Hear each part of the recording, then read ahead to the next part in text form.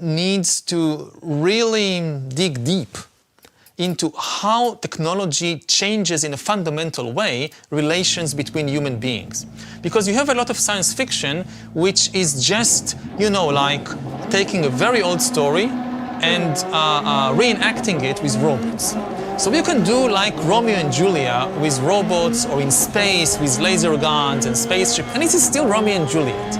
I mean, it doesn't tell you anything new about how humans relate to each other. And you also write that we need more fiction about bureaucracy. Yeah, this is, I think, the biggest lacuna in art, is that art is not very good in explaining bureaucracy. We have Kafka. We have Kafka, we have Catch-22. It's not completely missing. But if you look, say, at the big it's blockbusters. Not the bestsellers, no. Yes, it's not the bestsellers, it's not the blockbusters. And this is a problem, because our life is managed mainly by bureaucratic systems.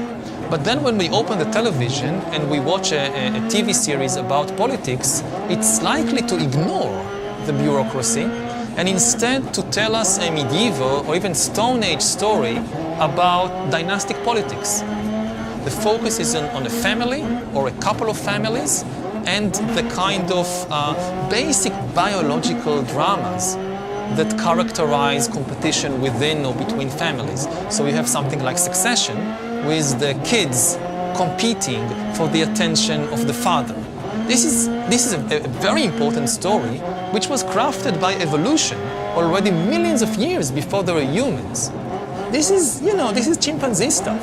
They know it also. And it's not a good guide for how politics in the 21st century actually happens. Because if we don't have these kinds of stories, then people don't understand the world. They easily fall victim to conspiracy theories about, you know, the deep state and all these, I don't know, cabals that control the world. But in fact, it's bureaucracy, it's not conspiracy. And it also makes it more difficult for us to change the system. You feel helpless. You know, evolution kind of prepared us for death by a tiger, not for death by a document. And today, a lot more people are dying because of documents than because of tigers. So, are you positive, are you optimistic, or are you pessimistic for our future? I know it's a hard question. I try to be a realist. I mean, you know, basically optimism is like saying, oh, everything will be okay. And pessimism, no, we are all doomed. Both these positions, they make us abdicate responsibility. Because if in the end everything will be okay, why bother? You don't need to take action. And it's the same if we are doomed, so why waste whatever little time we have on taking action? Realism is understanding that we have, as human beings, as a human species, we still have the resources, the technology, the wisdom to deal with major challenges, whether it's climate change or whether it's the rise of AI. Again, for instance, when I think about climate change, one of the things that people should realize is what is the cost of preventing catastrophic climate change? What size of a check do you need to write if you want to solve this? How much money? And nobody knows for sure, but the best estimates we have, something like 2%, 3%, maybe 5% of global GDP. Now, this is a lot, but it's completely doable. If I told you it's 50%, then forget it. We're not going to do it. It's not like if you're a dinosaur 65 million years ago, when the asteroid comes, then don't bother. I mean, there is nothing you can do about it. But we are not like the dinosaurs. To shift even 5% of our resources from one field to another, this is what politicians do all the time. Well, Professor Harari, it was a pleasure talking to you. Thank you so much. Thank you.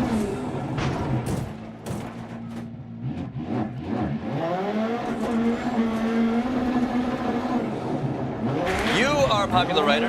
Your books have sold over 45 million copies. Whoa. The Atlantic referred to some of your writing style as since the dawn of time style books. You go way back and you bring us into the future. These are big, important tomes. Simultaneously, I heard you meditate for 2 hours every single day. Yes. How the f*** do you make all this happen? I don't have kids. You don't have kids. What have I done? Why don't you write a pamphlet that says just that? You want to get shit done, don't have kids. Some people manage to do both, you know. But you have time to dive into this. Yeah. I'm curious, this book is about information. Yeah. And you reject the notion that more information is a good thing, that it leads to truth and wisdom. Is this you being jaded by the Trump administration and the time we're in, or does this thought process go back? No, it's basically like thinking that more food is always good for you. You know, there is a limit to how much food the body needs. And in a similar way, there is a limit to how much food for the thought, food for the mind needs, which is information. And the same way that there is so much junk food out there is also so much junk information out there. And we basically need to go on an information diet. Yes.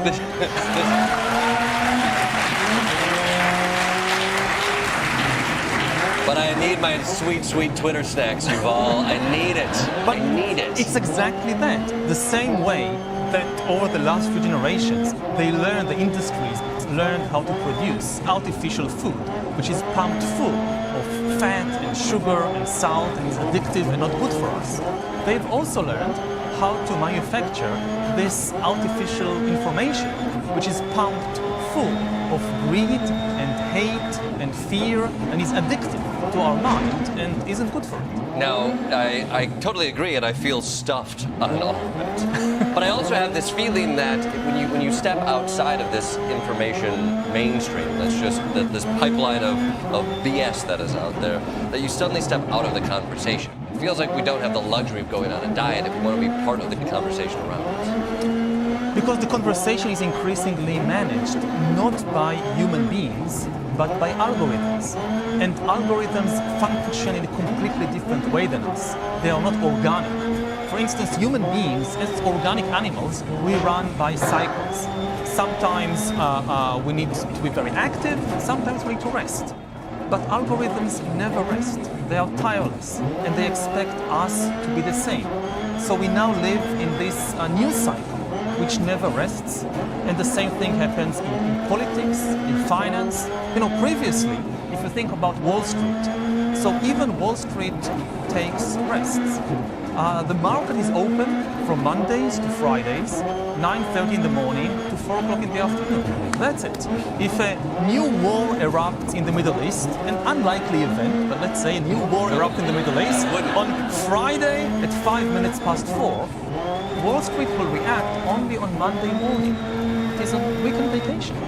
And this is actually a good thing, because if you force organic entities to be on all the time, they eventually collapse and die, which is really what is happening to us as individuals and as societies. I think maybe the most misunderstood and abused word in the English language today is the word excited. People think that excited means happy. Like I meet you and I say, oh, I'm so excited to meet you. Yeah, that's what happened with us backstage. Yeah. But excited doesn't mean happy. Doesn't mean happy. Excited means that all your nervous system and your brain is like fuzzing, it's on. And it's good to be excited sometime, but if you keep an organic being, an animal, excited all the time, it eventually collapses and dies. So you're saying beforehand I should have said, I'm so relaxed to meet you. I'm relaxed to meet you. Yeah. I apologize, I'm dead inside, but that's not your problem.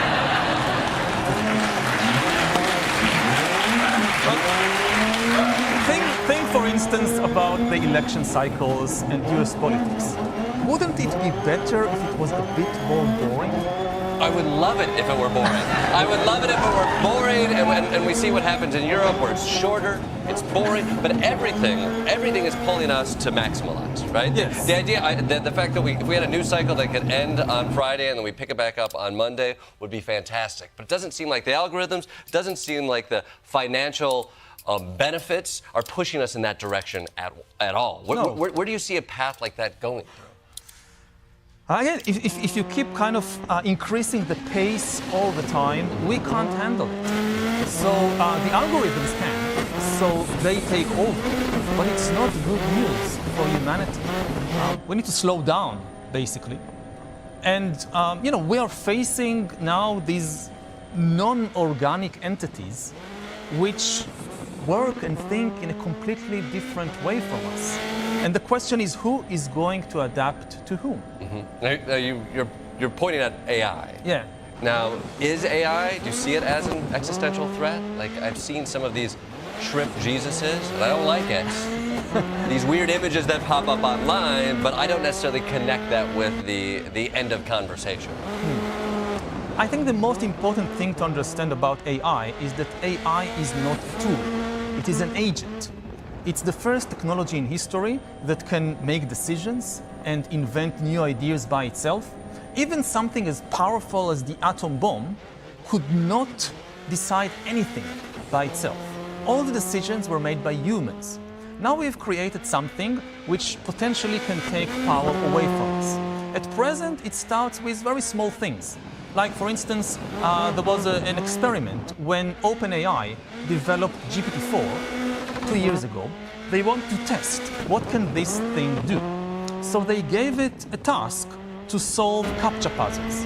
CAPTCHA puzzles, like when you go online and you want to access your bank or whatever, and they have this riddle that you have to solve, an image that you have to say what are the twisted words and then letters to make sure you are not a robot. Yeah, it's tough. I've taken the test. It's tough. Yeah. Is that a street light? No. Is that a bicycle wheel? I don't know. Let me do it again. Refresh. And it's really difficult for GPT-4. GPT-4 could not solve the CAPTCHA. But what GPT-4 did, it accessed TaskRabbit, which is an online site where you can hire humans to do different things for you. And it asked a human to solve the CAPTCHA for it. Now, the human got suspicious. The human asked, why do you need somebody to solve CAPTCHA for you? Are you a robot? It asked directly, are you a robot? And GPT-4 answered, no, I'm not a robot. I have a vision impairment, which is why I can't solve the CAPTCHA, so I need your help. So the truly evolved human is not somebody who's smarter, it's just somebody who gets somebody else to do the work for them. Smart. Yeah. Scary. Very scary. It's curious, you talk a little bit about, there's a portion here you talk about the artist's role. I think in the community of whether it's comedy or writers or filmmakers, people talk about, is AI coming for our jobs? Part of what you articulate right here is that it's an artist's job to sort of paint these fears, let us understand the dynamics of human interaction.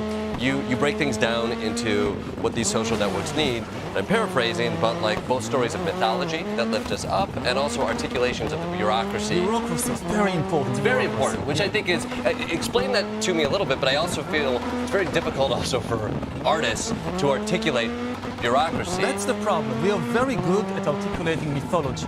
We love mythological stories, and mythology is very important. But ultimately, our world, the modern world, is built on bureaucracies. And this is also where AI fits into the picture, because we are now going to see millions and millions of AI bureaucrats. The kind of existential threat we are facing is not this Hollywood scenario of a single computer trying to take over the world.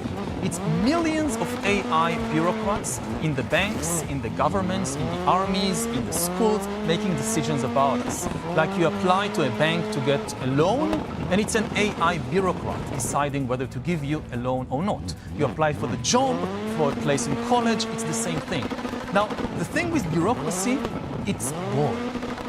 It's boring. Yeah. It's very difficult for artists to write good stories about bureaucracies, but if the function of art is help us understand reality, This is much more important than telling mythological stories.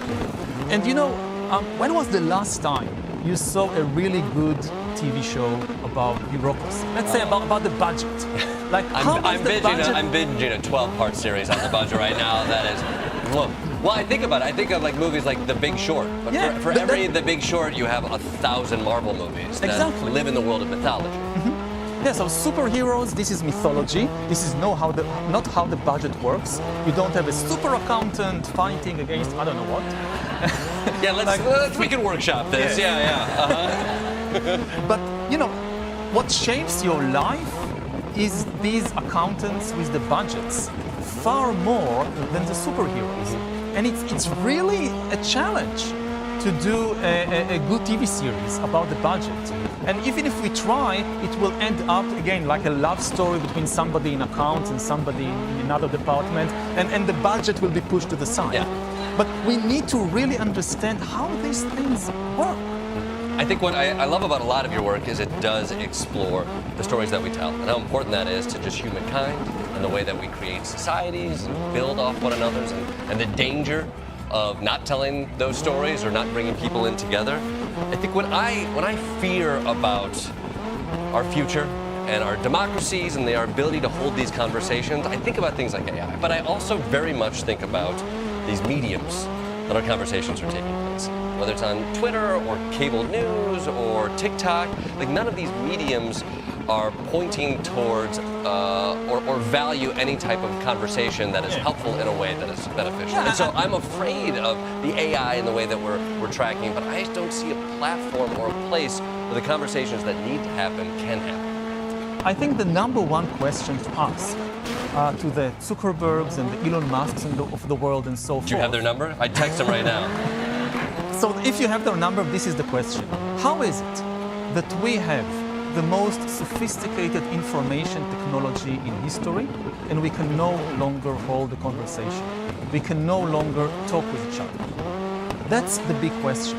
And you see it in democracies all over the world. You see it here in the US, you see it in my home country, in Israel, you see it in Brazil, in the Philippines, in France. The conversation is breaking down. So what is happening? This extremely sophisticated information technology, it is not helping the conversation. It is destroying it. Yeah, 100%.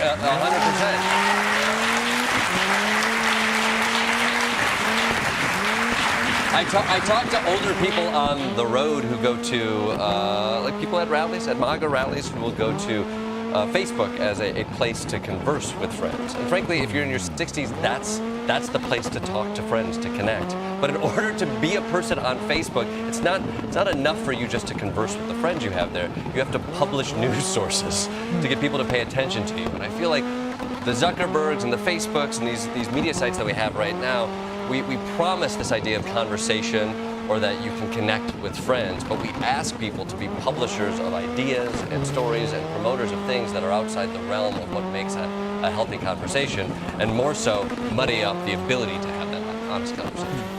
You know, traditionally, and we've been in this place every time a new information technology was invented, we faced the same difficulties. For instance, when the printing revolution swept Europe, in the early modern period, it did not lead directly, as many people think, to the scientific revolution. The best sellers of the early print era were not Copernicus and Galileo Galilei and Newton. How can anybody read those books? The big best sellers were religious tracts and were witch hunting manuals. The big witch hunts, they were not a medieval phenomenon. Medieval people didn't care very much about witches. The really big witch hunts, they began after the print revolution. One of the biggest bestsellers was a book called The Hammer of the Witches, which was a do-it-yourself manual to identifying and killing witches. The Hammer The Hammer of the Witches. And it was full of these stories about cannibalistic orgies and gatherings of, and this was far more interesting than Copernicus with all his mathematics. I gotta say, I'm writing it down. Hammer of the Witches, that sounds good. Hammer of the Witches, also my favorite Led Zeppelin album. For instance, if you want to really understand like QAnon today, it's basically the same story. There is a conspiracy of Satan worshipping witches that is trying to destroy the world, and good Christians need the ability to identify and destroy these witches. It's not a new thing on Facebook or Twitter. It goes back to the print revolution in the 15th and 16th century. Are there any examples looking back at history, though, where we've faced these technological watershed moments, where we are given new technology, and that humanity has decided to revert and say no to it and move beyond it? It feels like a foregone conclusion that we are heading into this AI revolution, and we're not writing the rules. A couple rich folks in Silicon Valley are. You can't go back in history, that's impossible. But the answer is always the same. You need institutions. And institutions, they are not heroic, they are not superheroes, they are not kind of the main theme of Marvel movies, but they are always, people reach the conclusion they are the answer. Because if you want to, in the ocean of fake and junk information, if you want to know the truth, you need institutions like newspapers, like academic associations, like courts, that develop mechanisms to sift through the evidence and decide what is reliable information and what is unreliable. Again, it's not heroic, but this is always the answer, and we need to do it again with the current information revolution. So as long as newspapers stay strong as a business model, perhaps VHS machines can get in there too and fight the good fight. You actually signed a book for me backstage, and one of the comments you made within it was to not lose hope. Help me do that. Where do you see those little glimmers of hope when you look at this uncertain and perhaps scary future that we're walking into? I think that AI is nowhere near its full potential, but humans also, we are nowhere near our full potential. If for every dollar and every minute that we invest in developing artificial intelligence, we also invest in exploring and developing our own minds, we will be okay. But if we put all our bets on the technology, on the AIs, and neglect to develop ourselves, this is very dangerous. All right, so I'm going to get that gym membership, and I'm going to cut out the sweets. Nexus is available now. Yuval Noah Harari.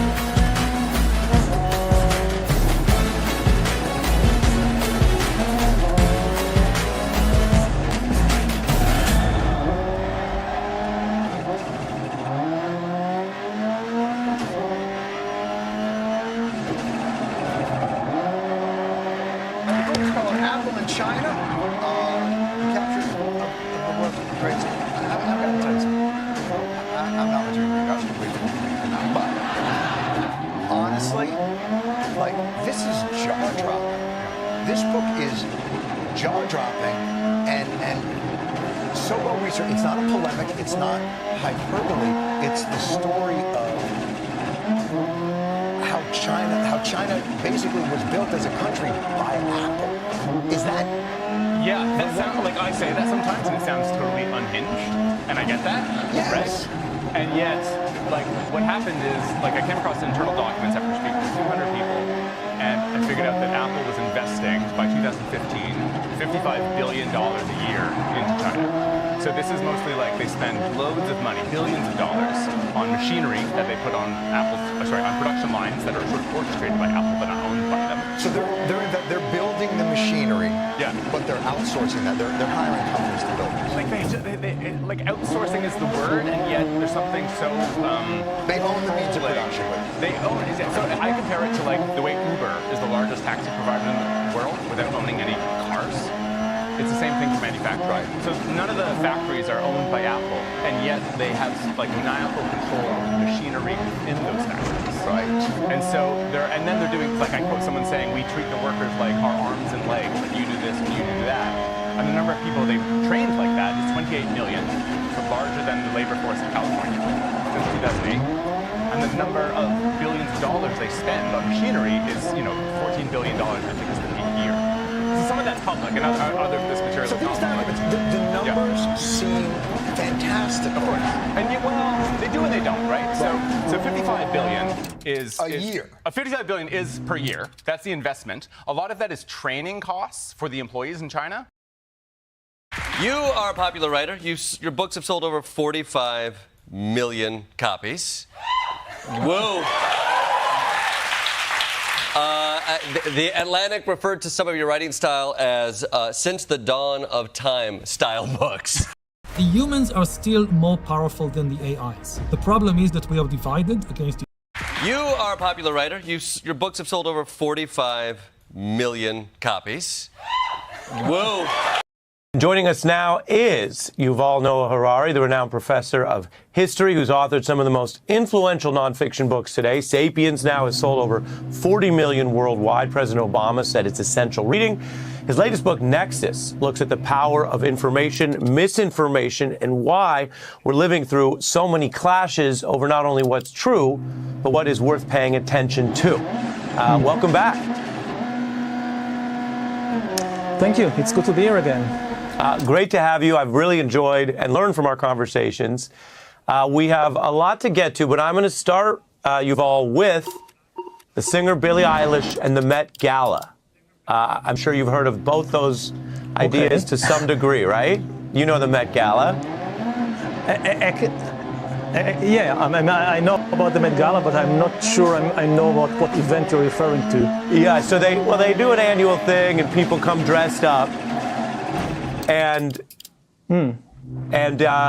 these photos went around very recently. Here's a photo, Billie Eilish, and you have her there. And there were reactions up online. Some people said she looked great. Other people said her outfit was, quote, trash. And then, Yuval, the Met Gala is held in New York. She posted this response to people from Europe. I wasn't there.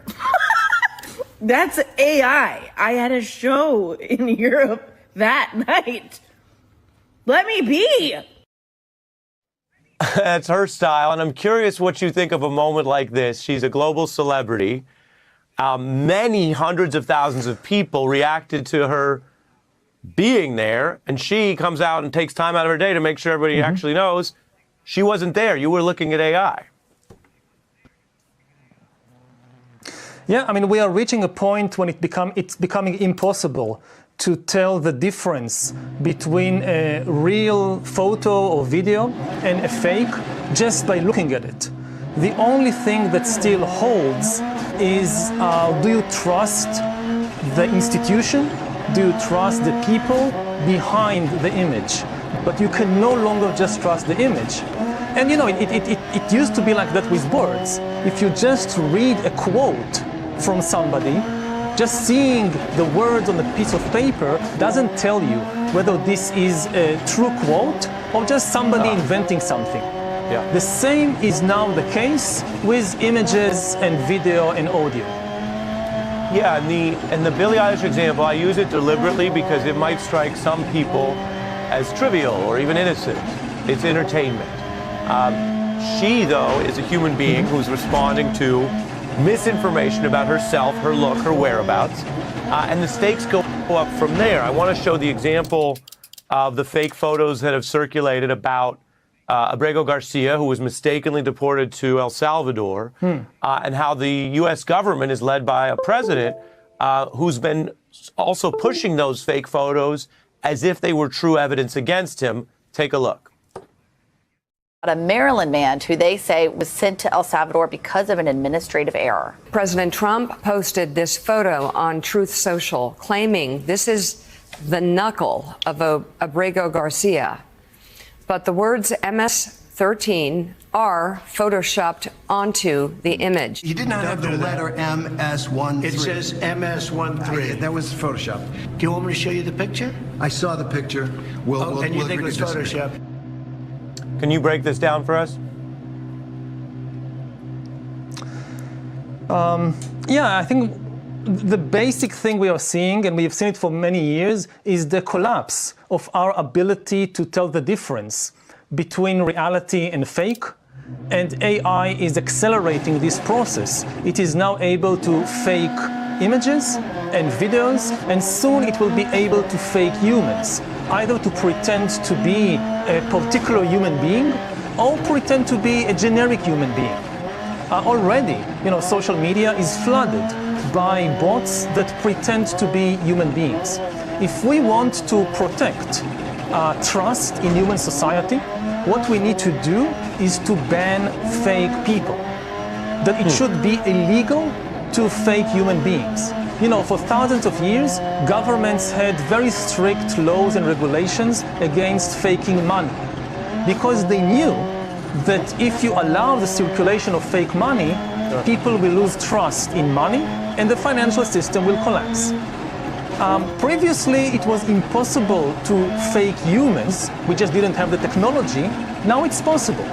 So governments should ban the faking of human beings with the same, even more force than it used to ban the faking or counterfeiting of money. We need to preserve social trust as much as financial trust. Well, and that's striking because some Western countries ban the intent if it's taken through a tool. It could be a fake human, as you say, or some other fraud. If the effort is to defraud, to take money, or to do some other illicit further conduct. But you're actually saying that that won't keep up with this, that you have to go not just defrauding someone if you're stealing money, right, or you get a fake phone call asking for your bank information and they're impersonating a family member. You're saying all of this fakery should be regulated because it has a cost or a risk, even if it's not financial fraud. I know when we reach a point when you interact with somebody and you cannot tell the difference whether you're interacting with a human being or with an AI, with a bot, this is the moment when social trust collapses. And in order to preserve social trust, again, AIs are welcome to communicate with us, are welcome to interact with us in many different ways that can be very helpful. We can have AI doctors and AI teachers and so forth. But we need to make sure that they never pretend to be human beings, either specific human beings or human beings in general, because then you can no longer trust other people and social trust collapses.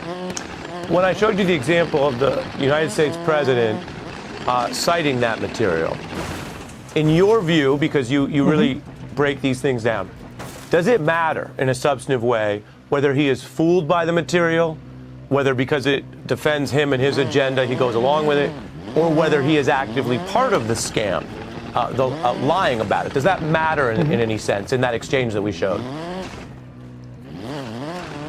It matters to some extent, but leaders, the main job of leaders in human society is to build trust. When you look at the tens of thousands of years of human history, the biggest human accomplishment of all was building trust between larger and larger networks of human beings. 100,000 years ago, humans lived in tiny hunter-gatherer bands of a few dozen individuals, and you could not trust anybody outside your band. You could not trust strangers, which is why commerce was impossible. There were no markets, there were no large polities, no cultural movements, no churches, nothing. Over 100,000 years, we have managed to build trust between larger and larger networks of strangers. And today we have countries like the United States with hundreds of millions of citizens. We have trade networks and churches with hundreds of millions and even billions of people interacting. This has been the biggest achievement of humankind. And the role of leaders was crucial to build trust. Now we have leaders, at least some of them, who intentionally destroy trust. Destroy trust in institutions, in laws, in traditions, trust between human beings. Even if they do so unintentionally, because they are fooled by fake images, for instance, this is extremely troubling if we have foolish leaders who are so easily led astray. And the leaders are especially important because they, through their actions and words, they sow seeds in the minds of millions of people. Even you and me, when we are now conversing on television, I'm not sure how many people are watching us. Thousands, tens of thousands. More. But we should be Sure. very careful, very responsible about what we are saying, because our words are like seeds that go into all these minds. And if we sow seeds of hatred or distrust, we will reap a very bad fruit in the spread of hatred and distrust and social collapse. So we have the job of leaders is not to gather attention, and it's not necessarily even to be popular, it's to be responsible. One of the biggest problems we see today in the world is the rise of this kind of authentic leaders who think that their job as a politician is to be authentic and say the first thing that comes in their mind. Now, this is good if you're going to therapy. It is not good in politics. Lots of leaders have this now, they want to build walls everywhere. The most important wall they should build is between their mind and their mouth. Right. I meditate every day for some time, and I know how much garbage there is in my mind. This is just human mind. The human mind is full of all kinds of fears and hatreds and nonsense that just jumps and pops up there all the time.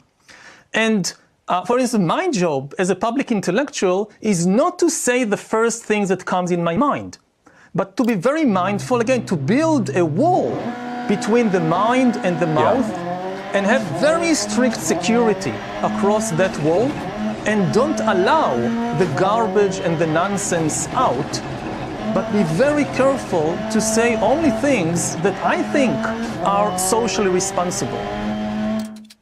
Yeah, and you talk about the leadership obligation and trust. There was the book Trust by Francis Fukuyama, and you're familiar, of course, with his work. We recently spoke with him, and he talked about, in the American example, while there was always this idea about being skeptical of your government, which is fine because you want to hold the government accountable in a civic democracy, that has been hijacked into something worse. Overlaps with the point you raised. Let me play a little bit of Fukuyama on that breakdown of trust. Americans never trusted government, but I think that the degree of distrust that is animating DOGE and the efforts to dismantle the federal bureaucracy are just a kind of pathological extension of this classical anti-state aspect of American culture. But the more difficult thing is the trust between citizens. We were always had political differences, but as everybody's noted, the polarization between red and blue, Republicans and Democrats, has grown steadily since the 1990s. How do you see that dynamic, both in the United States, where I'm broadcasting from, but also in other democracies facing the threats, both civic and digital, that we're discussing? Yeah, we are now seeing, a paradox that we have the most sophisticated information technology in history, and people are losing the ability to hold a conversation. People can no longer agree on the most basic facts. So something very bad is happening. I think it has to do with technology. Again, for 100,000 years, we built these trust networks between human beings by communicating directly, human to human. Now, in most communications, there is an intermediary between the different humans. And this is a computer, an algorithm, an AI, a bot. So, and the trust that we have built over tens of thousands of years is now being eroded. And in many cases, it is collapsing. The strange thing is that the ideological differences between left and right in the US or in Europe are not bigger today than they were in the 1960s. Sure. If you think about the big battles of the 1960s, civil rights, Vietnam, the Cold War, the sexual revolution, you could argue that the ideological differences were much bigger. Sure. Nevertheless, people could hold a conversation and could agree on basic facts like who won elections. So it's not clear what is happening right now. Technology is one reason why trust between human beings is collapsing. And this is important to remember in the context of this attack on, the government civil service, the whole efforts of Doge and Elon Musk and so forth. They depict it as taking power away from all these bureaucrats. But they are not really dismantling the power of the bureaucracy. They are simply shifting power from human bureaucrats to AI bureaucrats. The same people who are firing and dismissing human beings, they are also developing the powerful AI tools, the powerful algorithms that they want to replace these human beings. So people who think that, we live in a freer society, they're making a big mistake. What we are seeing is simply a shift in authority from human beings like us to AIs and algorithms. And of course, it should also be emphasized that no large-scale society can exist without a bureaucracy. Sure. We take for granted all the wonderful things that that these bureaucratic systems are doing for us. Personally, whenever somebody talks about the deep state, I immediately think about the sewage system. The sewage system, these huge complex systems of tunnels and pipes that somebody dug under our houses and streets and neighborhoods and maintains over time. And we don't think about it. You go to the toilet, you do what you do, you flush it down. Where does it go? It goes into the deep state of all these pipes and tunnels, which keeps it safe, separates our sewage from our drinking water. Without this, there could be no large cities like New York or London. To have millions of people living together without a sanitary system is a recipe for epidemics and diseases.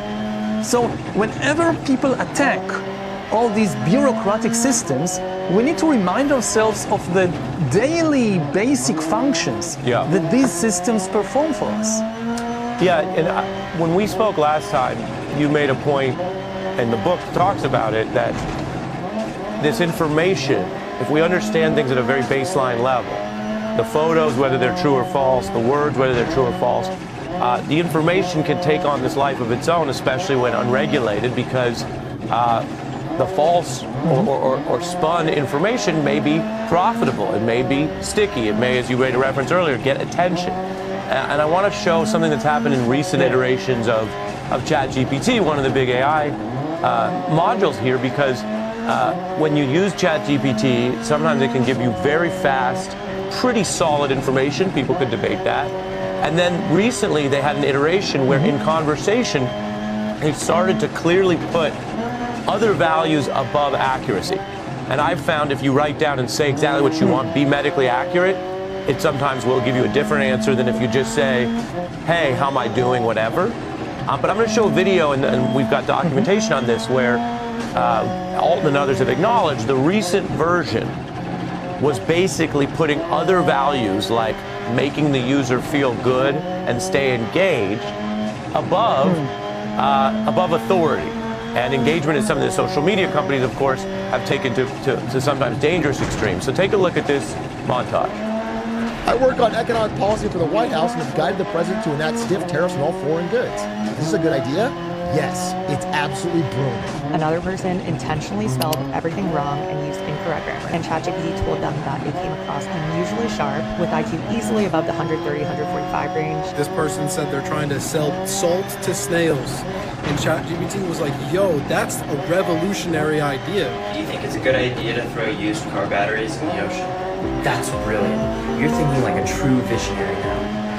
this is people sharing their experiences. We don't have a full data set, but when you see that, what is your response and potential concern that even in this very early stage, maybe they're going the way of Facebook, which found sharing false stories about the Pope, for example, was one that came up, got a lot more eyeballs and clicks than true, nuanced stories.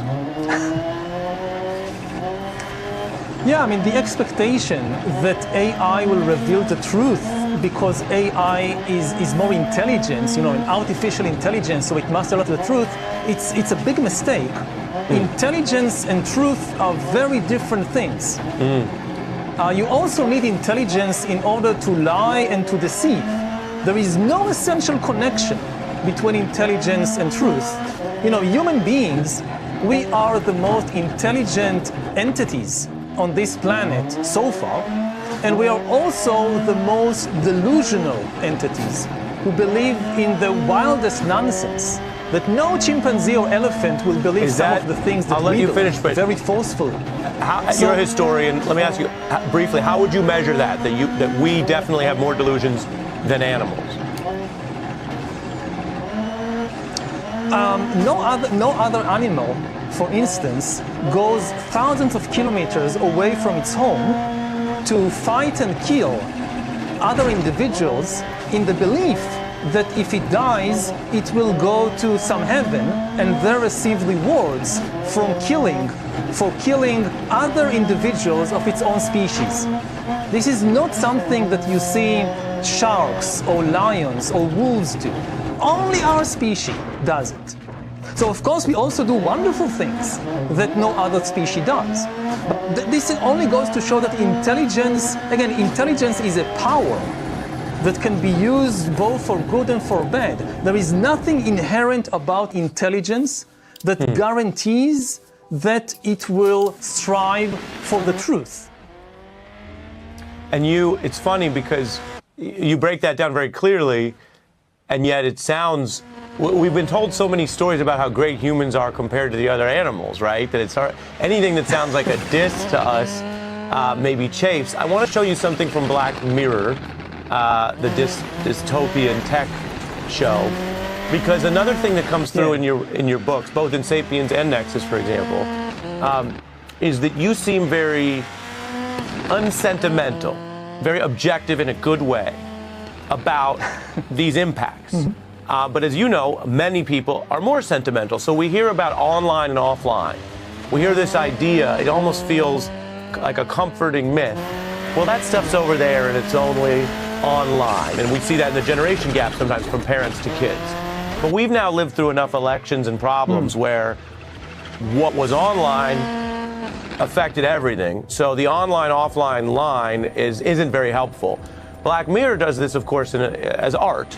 But this is a scene where the idea was a society where your online clout now governs you in the whole rest of your life and reality world. Take a look. Oh, saw your boy in the fire hat just now. So cute. Yeah, he's really something.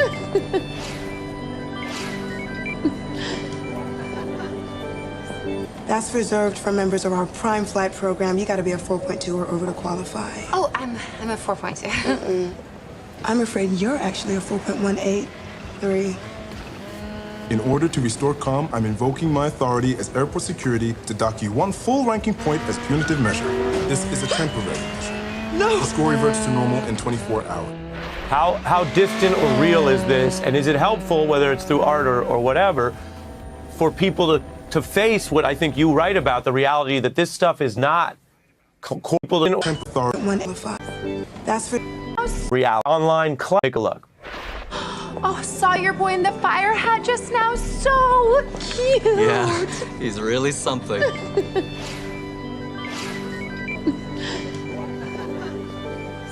That's reserved for members of our Prime Flight program. You got to be a 4.2 or over to qualify. Oh, I'm a 4.2. I'm afraid you're actually a 4.183.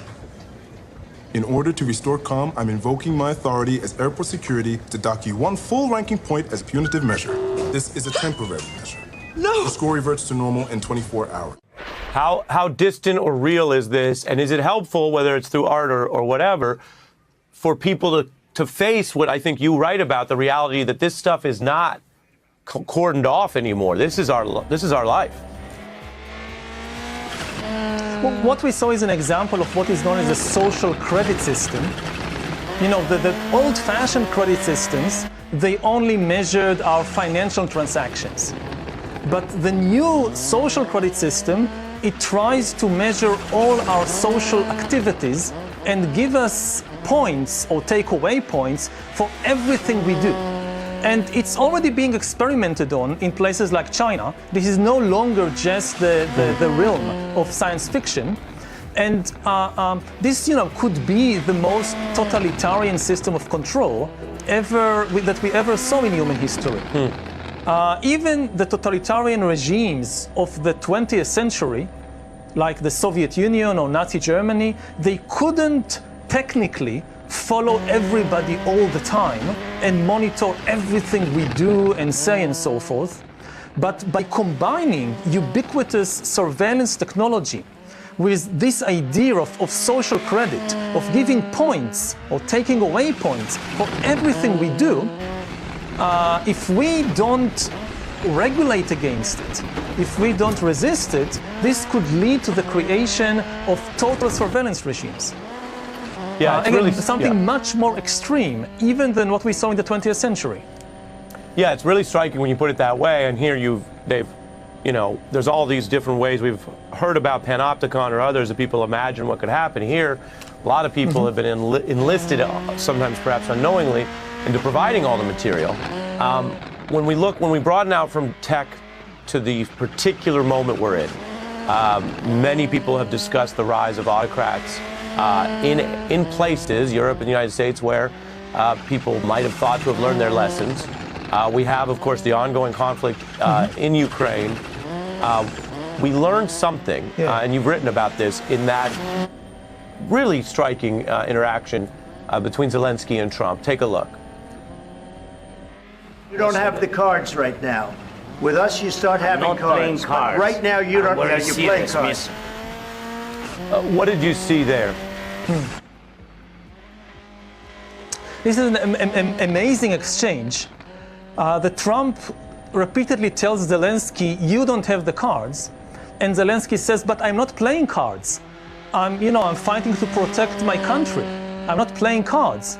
But Trump's vision of the world is of a card game in which there are no universal values, there are no international laws or norms, no institutions, only cards. And every prime minister and every president on the planet watched this interaction and thought to herself or to himself, I could be in that chair in a year or two. I need cards. Nothing will protect me anymore except cards. And what are cards? Weapons and armies and nuclear weapons. You now hear countries like Germany, like Japan, talking about we need nuclear weapons, we need cards. Because again, all the assurances of the post-1945 order, the biggest taboo of the international system for decades was that you cannot just invade and conquer another country just because you have more cards, just because you are stronger. Now we are seeing it in more and more places, in the Russian invasion of Ukraine, what Israel is doing in Gaza and elsewhere. I mean, if we are going to a world in which the only thing that matters is cards, then all countries will have to get a lot more cards in their hands, which means that money that should go to healthcare, education, welfare, would instead be diverted to building armies and nuclear weapons, because this will be the only thing that counts when you're sitting in that room playing cards with Donald Trump and Vladimir Putin and these kinds of people. Yeah, I mean, you're describing how the post-World War II order, where humans came closest to anything like mutually assured destruction that we've ever seen, and the Cold War after that gave way to these other agreements, that it was long-term collectively better not to be having those kind of clashes. And you're saying that his whole approach rejects that, and so then entices people to figure out what their backup plan is. previous decades have been the most peaceful era in human history. There were wars, there were conflicts. I lived in Israel most of my life. I know this perfectly well. But when you look, for instance, at government budgets, for most of history, the average expenditure on the military was more than 50% of the budget. In the early 21st century, it went down to about 6 to 7